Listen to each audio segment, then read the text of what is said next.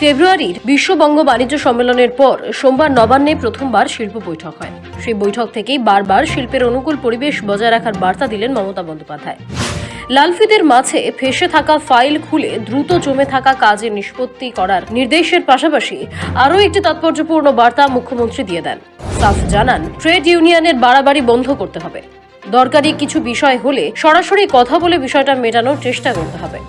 আর যারা trade union করে তাদের কাছে আমার রিকোয়েস্ট থাকবে, unnecessarily not to create any turbulence or the problems for the industry. দরকার হলে নেগোসিয়েশন করে যদি ওয়ার্কারদের কোথাও প্রবলেম থাকে কথা বলে সেটাকে শর্ট আউট করবেন, কিন্তু আননেসেসারিলি নিজের পার্সোনাল ইন্টারেস্টের জন্য কেউ কোনো রকম, আর ইন্ডাস্ট্রিকেও আমি বলবো কোনো ইন্ডাস্ট্রি করবার জন্য কেউ কিছু চাইলে দেবেন না, প্রয়োজন নেই। গভর্নমেন্ট যখন কাজ করে কারো কাছ থেকে নিয়ে নয়। মুখ্যমন্ত্রী স্পষ্ট বলেন, কারোর ব্যক্তিগত চাহিদার জন্য কিছু করা যাবে না। স্থানীয় কোনো নেতা যদি টাকা চান তাহলে প্রশাসনকে জানালেই হবে, প্রশাসন ব্যবস্থা নেবে।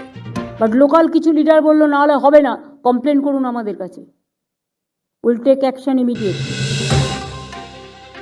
বাম জমানায় পশ্চিমবঙ্গে একের পর এক শিল্প বন্ধের জন্য আর যাই কারণ থাকুক না কেন বড় দাগটা লেগে রয়েছে সিপিএম এর ওপর।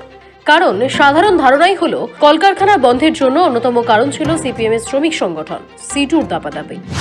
সেই চলছে না চলবে না সংস্কৃতি একসময় শিল্প বিকশিত রাজ্য থেকে বাংলাকে মরুভূমিতে পরিণত করেছে। তবে বাম জমানায় সিটু যেমন ক্ষমতাশালী ছিল, এখন ততটাই ক্ষমতাবান তৃণমূলের ট্রেড ইউনিয়ন তথা আইএনটিটিইউসি। সোমবার নবান্নের বৈঠক থেকে দলের সেই শ্রমিক সংগঠনের উদ্দেশ্যে সরাসরি কড়া বার্তা দিলেন মুখ্যমন্ত্রী মমতা বন্দ্যোপাধ্যায়। মমতা বন্দ্যোপাধ্যায় এও বুঝিয়ে দিয়েছেন, ট্রেড ইউনিয়ন চালাতে টাকা চেয়ে জুলুমবাজি চলবে না।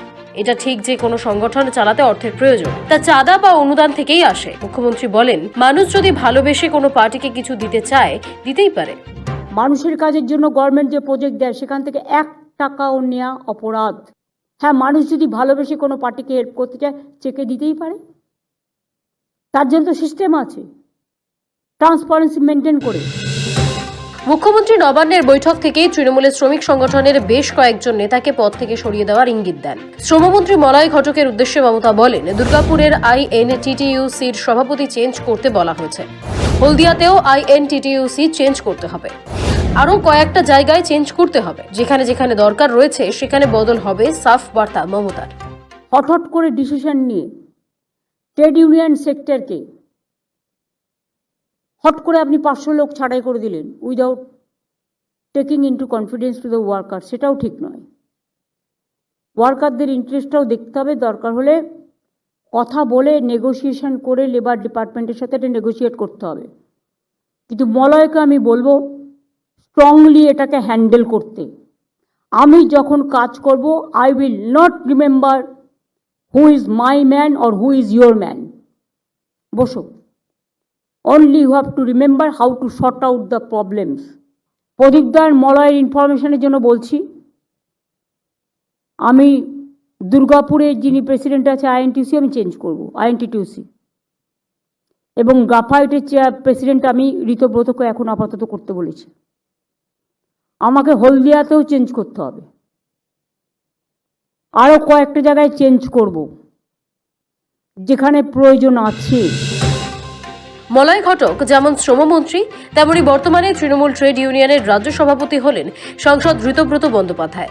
মুখ্যমন্ত্রী শ্রমিক সংগঠনের ব্যাপারে যে উদ্বেগ জানিয়েছেন তার দায় তাদের উপরেও বর্তায়। গত মাসেই বিশ্ব বাংলা বাণিজ্য সম্মেলনে মুখ্যমন্ত্রী ঘোষণা করেছিলেন, খুব শীঘ্রই মুখ্য সচিবের নেতৃত্বে একটি শিল্প সমন্বয় কমিটি গঠন করা হবে। সোমবার সেই কমিটির বৈঠক ছিল নবান্নে।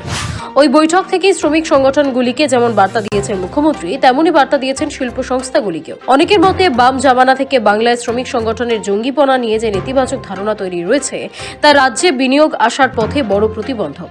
সোমবার শ্রমিক সংগঠনকে বার্তা দিয়ে এবং এক নেতাকে সরিয়ে মুখ্যমন্ত্রী শিল্প সংস্থাগুলোকে বোঝানোর চেষ্টা করেছেন যে তারা নিশ্চিন্তে লগ্নির কথা ভাবতে পারেন। শ্রমিক আন্দোলনের কারণে তাদের বিনিয়োগ বিপন্ন হবে না। সৌভিক সানালের রিপোর্ট, সময়, কলকাতা।